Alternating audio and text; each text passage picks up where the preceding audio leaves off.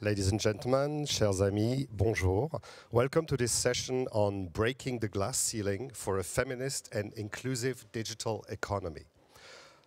Equal access to digital tools is essential for women to gain economic autonomy and to participate actively and efficiently in the digital economy. But beyond the tools, women must also be given the same key roles as to how to shape those tools in a rapidly changing digital sector. The session today will explore the ways how to enable women to strengthen that role and to get access to those economic opportunities via digital means. I'm happy to moderate this session. Alex Stutzman, I'm a diplomat for the European Union currently based in New York City, and I will have the pleasure to give the floor to our four outstanding panelists who represent four of the projects that are showcased in the Paris Peace Forum this year. With us today, Macarena Garcia, good morning, from Empowering Women Through Careers in Tech. Laboratoria is your organization. We also have with us Meira Zainelova from QLever, Solutions to Fight Hate Online and Disinformation. You're mainly active in Central Asia. Together with you, next to you, we have Carmela Francolino. You're very active on empowering refugee and refugee women in life-changing work for human refugees. Your organization is called Natakalam. And next to me, Marveja Odili, Project Empower by Save Our Needy. Just to kickstart this, I would like to, the tech sector has been changing rapidly lately. There is more access for women to the tech sector, but we know that this is not to the level which we would like to see. I would like to ask all our panelists how you are actually assessing this evolution over the last few years. I don't know who wants to start, maybe Macarena? Yes, perfect. I'll be happy to. Thank you for the opportunity for being here. Just a quick context. Laboratoria was born in Peru in 2014, and we give digital skills for women, digital and life skills for women who have not been able to start a professional career. And so they can enter the tech sector, which is, as you said, growing very fast and providing a lot of opportunities. So we want women to be a part of that development, that digital economy. And we have seen in the recent years that more women are entering the digital sector. Actually, a study that was conducted this year said that between 2020 and 2021, 400%, there was a 400% rise in female applications to the job sector. And Latin America is leading that. So we're very happy for that. And because of the COVID pandemic, everyone now is going digital. So there's a huge demand for that. But we still think there are a lot of challenges to be addressed, such as talent retention and for women to be able to develop their careers much more than just entering, right? And transforming the digital sector to be more inclusive, competitive, and diverse. Thank you, Carmela. Macarena, how does it look on? Thank you, Macarena. Sorry, I was going over to Carmela. Sorry. Thank you. I'm really happy to be here and to talk on behalf of Natakalam. We do work on the language sector, in the digital language sector, providing translation, interpretation, and language services. So, as you know, in the world there are, kind of monopolized sectors, like sectors that are privileged by men and one privileged by women, and we know that the translation, all the work related to languages and teaching, as well as translation, is actually mainly, it has already been mainly dominated by women. So what we are actually seeing is a predomination, and we are proud of that. Mm-hmm. But at the same time, I think the challenge is represented by the fact that we should not have prejudice about the different working sectors and have a more inclusive in the translation, in the language sector for all the sector, in the digital space. So it's actually taking out all these prejudice, and at the same time Another aspect is represented working on the digital space, on the translation digital space. The challenge is mainly represented for Natakalam because working with the more vulnerable people is the training and more training on the use of these new digital tools. Thank you, Marvella. How does that resonate for you? I represent Save Our Needy organization. And what we've been doing for the last 3 years, particularly, we've been working since 2011, but for the last 3 years, we've focused on empowering women through technology to be able to gain skills, knowledge and skills, to be able to earn a sustainable income. For as long as I can remember, women have been relegated to the background. There has been gender inequality in my country. I do not know about other countries, but Nigeria, there has been gender inequality. And this gender bias has caused women not to have access to technology. And so for the last 3 years, I have, through my project Empower, I have tried to make women have interest in accessing technology and learning skills that can help them to earn a sustainable income, live a life, a productive life, have financial independence, be able to take care of themselves and their families, take charge of their lives. And this has been successful so far. We still have a lot of challenges because we need to get more women interested in using technology. Women now like to use smartphones, but we also have to let them learn digital skills and other skills related to technology to be able to earn a sustainable income. So I can say that, yes, there has been an improvement in women accessing technology, but the road to parity is still very long. So rather a grey picture. I mean, some good signs of optimism. Yeah, we're not yet there. yes. I'm optimistic that I'm very, very optimistic that this will change because we're making efforts to get more women interested in technology and gaining skills. Myra, does that also turn out to be the case in your situation? I mean, in Central Asia, you're working a lot on literacy, and which is the first step in gaining skills and having access to a digital world. Yes, thank you very much for this opportunity for speaking here. I represent a RIM organization who is doing a project in Central Asia, and within this project we developed a clever educational platform with serious games where we teach youth marginalized and from rural areas from Central Asian countries on a wide range of media and information literacy skills. And part of this meal skills is the digital literacy as well. And we target as well women from marginalized and youth or poor urban areas, communities, to, as you correctly mentioned, Alexandra, the first part, the initial part of the stage of the path of women to digital sector, where they experience challenges of entering this area and to gain these essential skills in order to get interested in continuing their career in digital sector further. So we really see how this goes in gradual steps. I mean, the idea is, of course, first the access, the idea that women shouldn't, as you said, Marvella, be lagging behind, but that they should be actually in the forefront.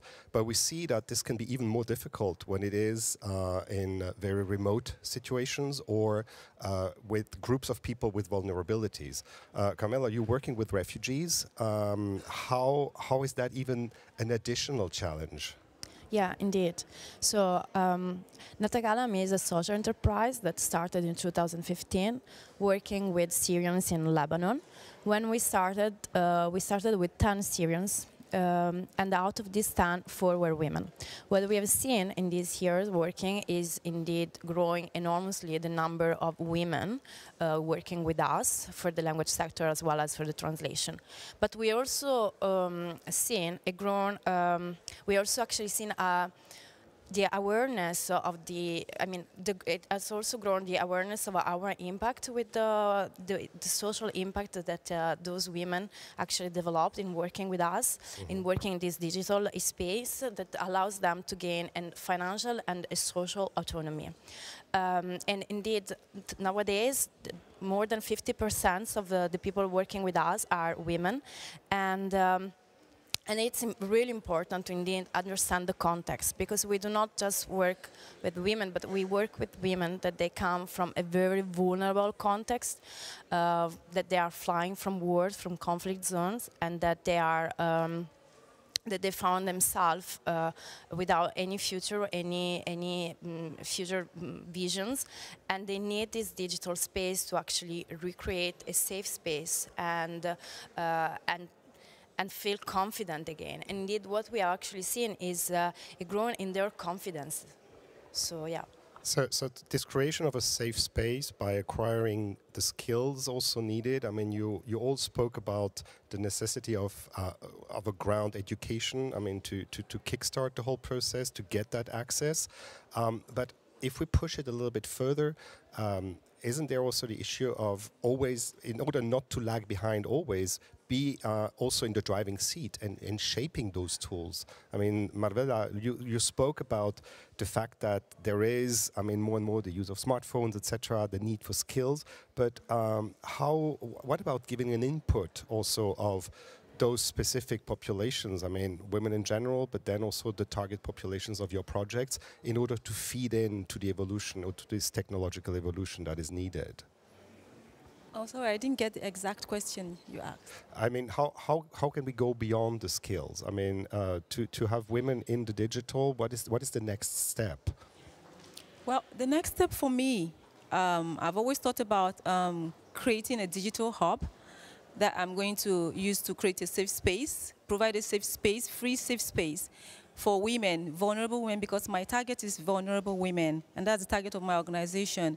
Women who are survivors of gender-based violence, women living with HIV, women living with disabilities, women living in poverty, extreme poverty. So my aim in the future is to create a digital hub that these women will come together to learn skills, access information, collaborate, gain opportunities. They will have access to more opportunities, and create a community of women. I'm already creating a community of women, but I would like to have a safe space that would just be there for them, available for these women to always come in, learn skills, collaborate, meet, network, gain mentorship. What is the main challenge that you're facing in creating this safe space? The biggest challenge is funding, because it's not cheap to run a digital hub. It's not cheap to get a digital hub in my country. So the biggest challenge is funding. Getting these women is not going to be much of a challenge, because for the past 3 years I've been training women. I've trained almost 2,000 women so far. So, and these women have gone on to empower other women in their communities. So getting participants will not be a problem, but the main problem is the funding, and also getting the right team that can handle this digital hub and make it sustainable. Is that a similar challenge that you're facing? I mean, I know, Macarena, you're also working on this empowerment of giving the technological skills to women in order for them to then fly on their own?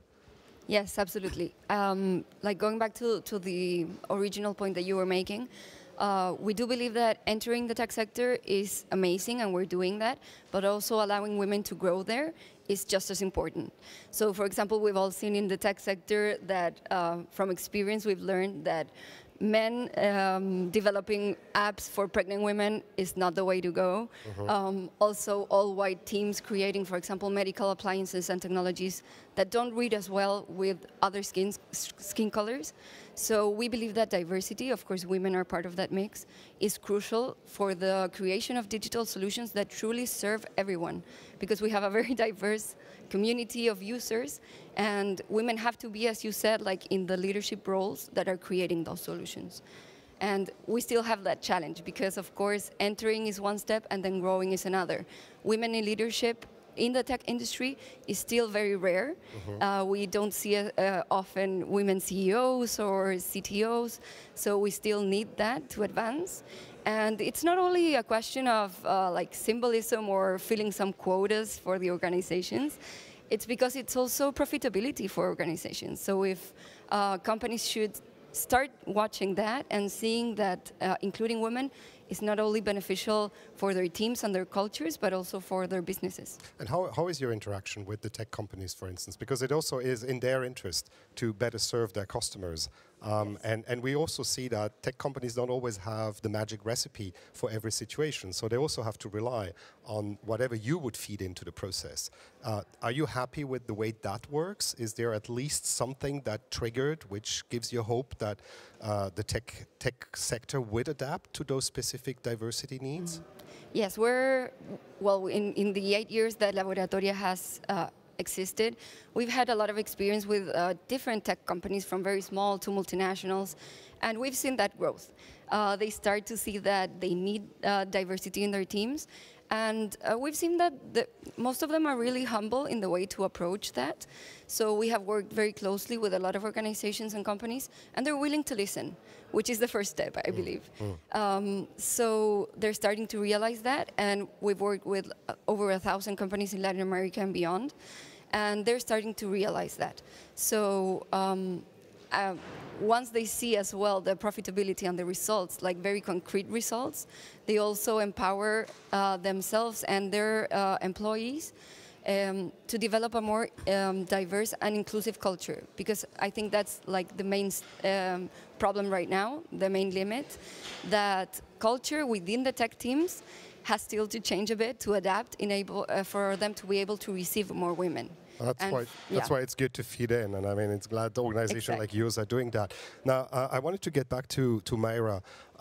You work a lot on literacy to fight, the hate speech, for instance, in the countries where you operate, but also and misinformation in general.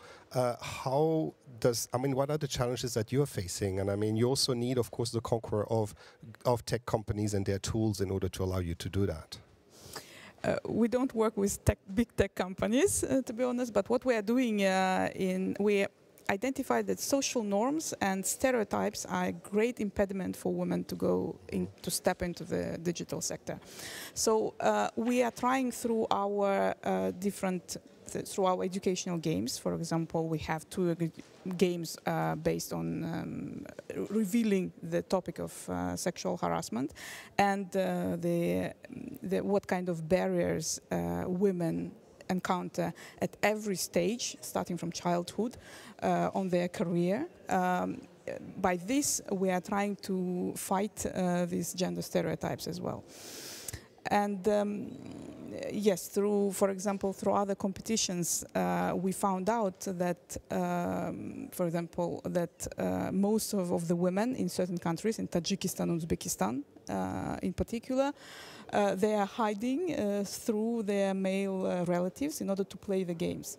So this is the problem. This is the patriarchal culture which we are trying to breathe. And this is slowly shifting?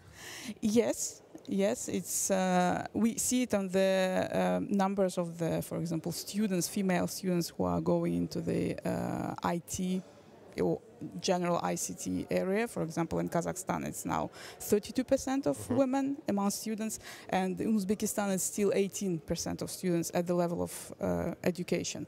But when we go further, we see that as in occupation, for example, it's not a guarantee that all students, female students of ICT faculties, are going to work in the ICT sector.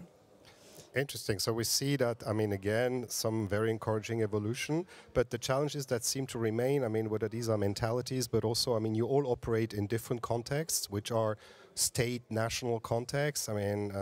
Refugees, you started in Syria, but I imagine, the idea is also, when Ukraine came on the top of the agenda, you also kind of just turned around and did replicate mutandis mutandis, what you could do in Syria over to Ukraine.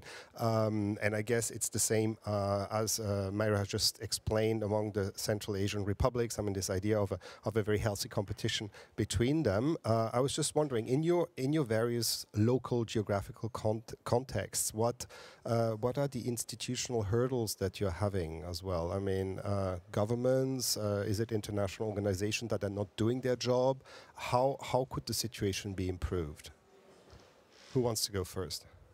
I can start. And so working with, so I'll say that we started with Syria and with a specific focus on the Middle East, but then indeed we expand also to Latin America, working with Venezuelan as well as Ukrainian and Russians. And we face different challenges according to the different geographical areas. Like for the Middle East, definitely the most important is represented by let's call it a more conservative mindset that that it doesn't allow really women to express themselves, and what we have seen. And I think the main challenge is indeed to foster confidence in women. And when I was talking about a safe space, is indeed because we witness as this digital space, when we talk about more conservative areas, is actually become safe. So we've seen example, for example, of a woman working with us, living in a Zaatari camp, where in a very, very conservative mindset situation, without no access to income, and through Natakallam, she has actually been able to gain this economic but also social autonomy, to get independent, to actually consider herself as a woman, as a person, as a breadwinner. And moreover, this allows also, this digital space allows also her to be also a mother, so she can take care about her children while continuing working and while assuming also this role has been for so long just male, so she become actually the breadwinner. So that's the main challenges in some of the countries that we are facing. How does the situation look in Africa where you're operating, Mabella? From the institutional point of view, from the support or the non-support you get from government, for instance? Okay, in my country, usually when you want to implement a project and you want it to be recognized, you need to have the approval of the local authorities. And generally, me, when I want to do any project, I always get the approval and the support of the local authorities, the community leaders.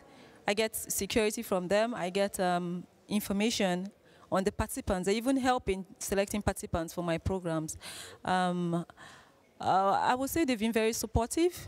Maybe not with finance, but in other aspects, they've been very supportive for all the projects I've implemented so far. I will be very glad to get support from the international community, especially when it comes to finance and recognizing women in tech, giving women recognition in tech. I think it's very important because these women that we're encouraging to get into tech, they do not have role models.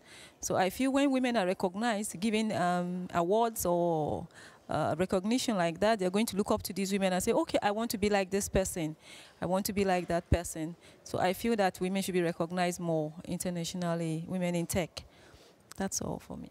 Macarena, I mean, with your organization, you're filling the gap of what public education, for instance, should be doing in some of the countries where you operate.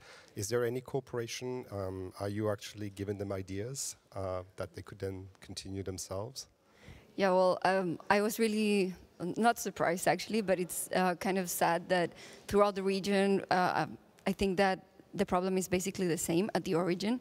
What Mayra said, what Marvella said, that gender-based stereotypes are on the origin of it. In Latin America, women dedicate over 40 hours to care and other household activities, so that's a full-time job. And unless we achieve that gender equality at home, I believe that it's very difficult for women to actually see themselves developing a career, especially in tech, which is a very male-dominated field still. And as well, the other challenge that we have, especially in Latin America, is that higher education is still not accessible to everyone. It's very expensive, and sometimes it overpromises. So oftentimes people, women, and everyone end up after 4 years, 5 years of education with a very weak diploma and a lot of debt. So we know that for many people that is a valid option, but we know that it doesn't fit everyone.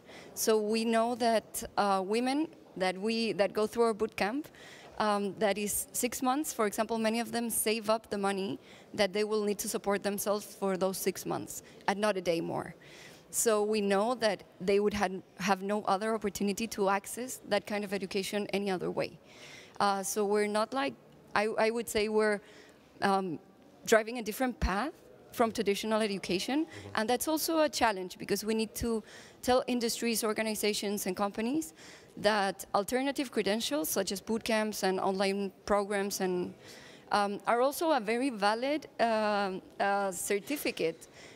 We also deliver sometimes skills that are even more useful or that can be applied in a real workspace environment.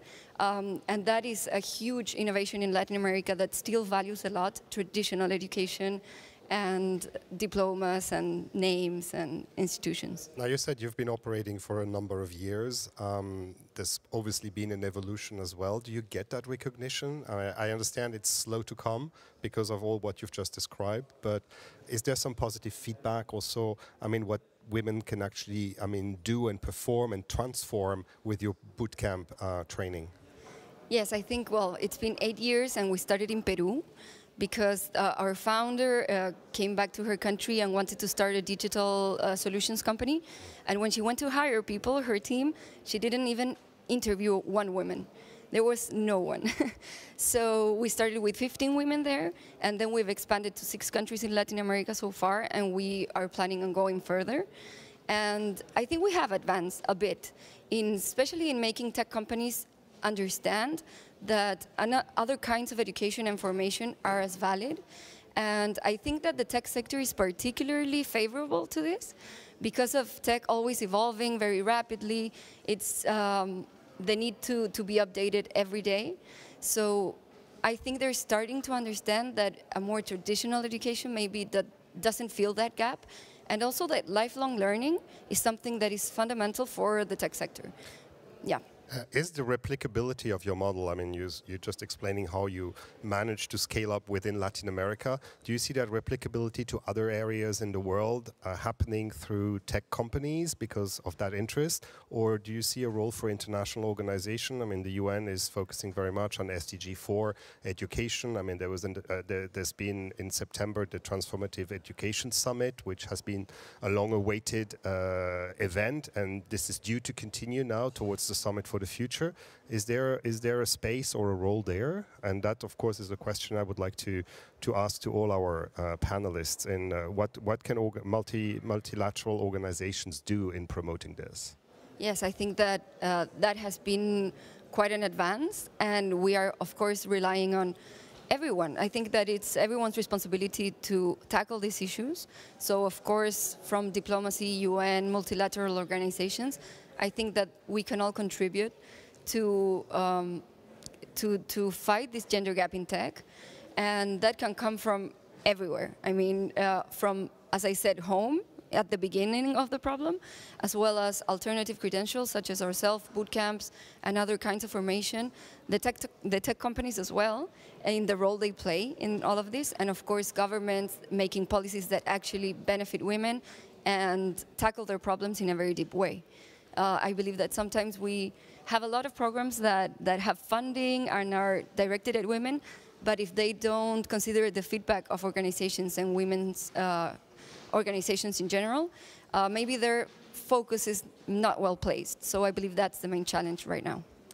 Mara, in your area, which is, again, the fight against disinformation, there is, of course, a big mobilization at international level. Multilateral organizations realize that there's a need for code of conduct, there's the need to have the tools in order to implement and efficiently fight this. Is this something you're looking towards as well? When you're thinking of scaling up beyond Central Asia, for instance? Yes, UN organizations and other international stakeholders can put efforts on supporting media in portrayal of women in high tech, a positive image, and also to support national governments maybe to implement the social policies of leaving more time for women and balance the time of unpaid work and childcare and for elderly people. All those impediments who also influence women's choice to go for this very highly male-dominated area. Thank you, Carmela. I don't know if you have anything to add on this. We haven't. No, yeah, indeed. I think also working with vulnerable people, the challenge is on the communication and how working with refugees, we see that there is always label when we label someone like refugees or we label women, then the policies that they are developed are not really inclusive or are just focused on that label.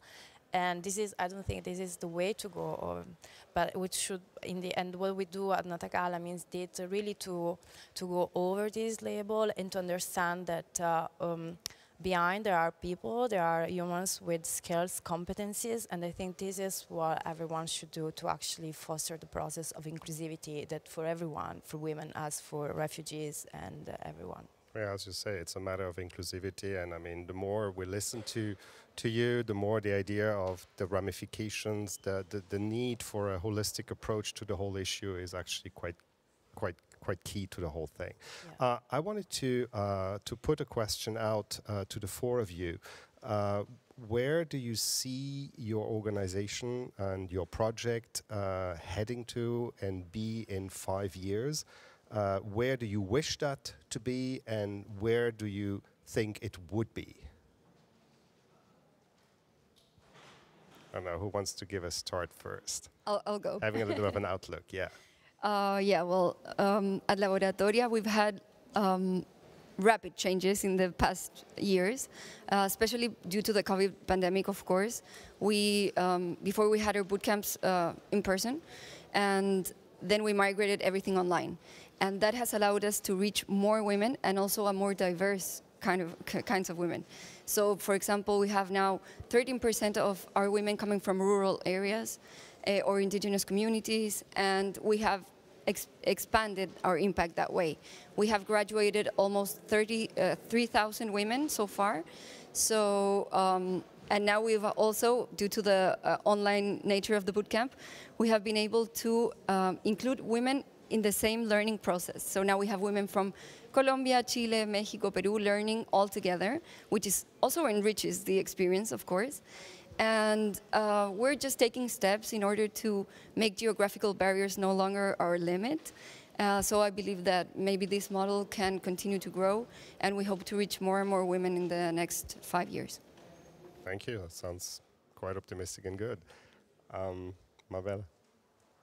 Okay, in the next 5 years, I hope to see my project cover more geographical areas, even in Nigeria, because right now, due to funding, we've not been able to cover the Northeast as much as we have wanted to. And the Northeast, as I think a lot of people know, majority of people know that the Northeast has been facing militant issues, the Boko Haram issue. So we have a lot of women over there who do not have access to technology, who are living in extreme poverty. And we hope to get these women out of this extreme poverty through technology. So we hope to expand to the Northeast, do more, have more impact there. We hope to cover more areas in West Africa, in Benin Republic. Save Our Organization is in Benin Republic, but we don't implement a lot of projects there. We would like to implement this particular project in Benin Republic. And probably Ghana, also expand to the rural areas, touch more women who do not have access to technology at all. Also get more trainers, get a digital hub running, as I said. What else?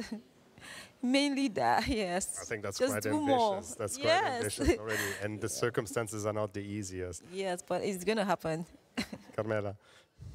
So, working with refugees, I would say that in an ideal world, I would like to say that in 5 years, we will not need to support any more refugees women. But sadly, this is not the reality. Sadly, we are also seeing an increase of refugees also due to climate change. So in 5 years, I see the Natakalam, the organization, the social enterprise, continue supporting refugees and women worldwide coming out from climate refugees too, and to see them as once again I would like to see the company foster their confidences and become their leadership even more leader on the translation and language sector. So. Mara, Well, as my colleagues, I suppose that in 5 years, people will, all youth, marginalized and vulnerable and in rural areas will play in clever games, and we will contribute to the fight with stereotypes. And in practical terms, I think it's more likely that neighboring countries, either post-Soviet countries as the countries with political and common political heritage, are the most probable countries to replicate our platform.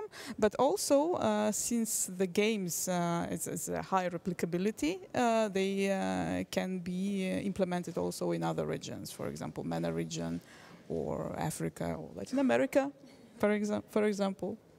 Thank you very much. I think this debate is probably triggering a certain number of thoughts and questions. I would like to turn to our audience if there are any questions from the floor.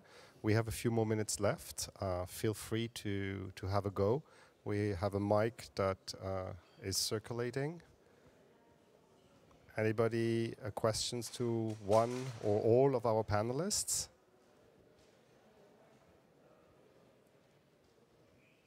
Don't see any. Yes, we have a question on this side. Hi. Please go ahead. First of all, thank you. I'm Sandra Malone from Search for Common Ground. Really stellar listening to you. 4 amazing women. Thank you for this session. Who do you think are the greatest allies to help, from your knowledge, us to continue to break glass ceilings in this domain, in particular when we link it to the use of technology for peace? So thanks for further comments. Who wants to go on that? Yeah, I mean, I think that in this fight, the best allies are still women. I mean, for me, it's really important, and because I also actually seen this in my working with Natakallam, how in this world, like that has been so long over dominated by men. The most important thing, and I repeated this many times, is really the confidence. And so we need more. The best allies are women to build each other's more confidence, and so then feel strong enough to actually continue the fight all together. So mainly women organization that they can continue to collaborate and cooperate together. See, Macarena wanted to. Yes, picking up a little bit on what you said. In our experience, we've seen that the community of women themselves, as you said, are the most powerful driver of change. We've seen a kind of sisterhood that we're constantly surprised about. And we have now a community of over 3,000 women that are still connected, engaged, and supporting each other, not only to enter, but to grow. So I believe that that's the main driver now, and of course, allies that can accompany us on that path are most welcome. Anything you want to add, Mira or Marvela, on that? The obvious allies, I guess that was kind of touched upon. Any other question from the floor? Yes, in the middle. Please go ahead. Hi.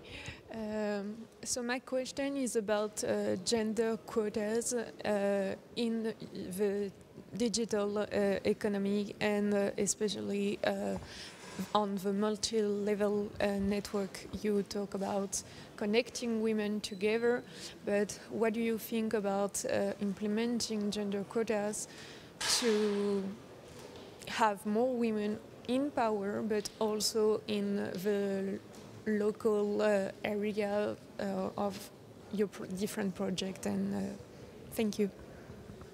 So back to fighting the fundamental conditions of allowing for the tech gap to be solved. Yeah. Yes, you're completely right. We believe that gender quotas are still needed, especially that's what we've seen in Latin America. Tech companies are more open to this progressively, but we believe that the disadvantages that women face from the beginning are still very profound. So we cannot avoid to address that, and we need to give women those spaces so that they can be change agents in these tech companies and organizations and wherever they work. because now access is still unequal. So that's something that we still need. We hope we don't need it in the future, but it's still not an equal path. Marvela, you wanted to come in on that one. I couldn't hear the question. Oh, it was about women and gender quota. If we should continue on that, if that isn't actually the first issue to be solved, and to push for that. Put your mic to the yeah.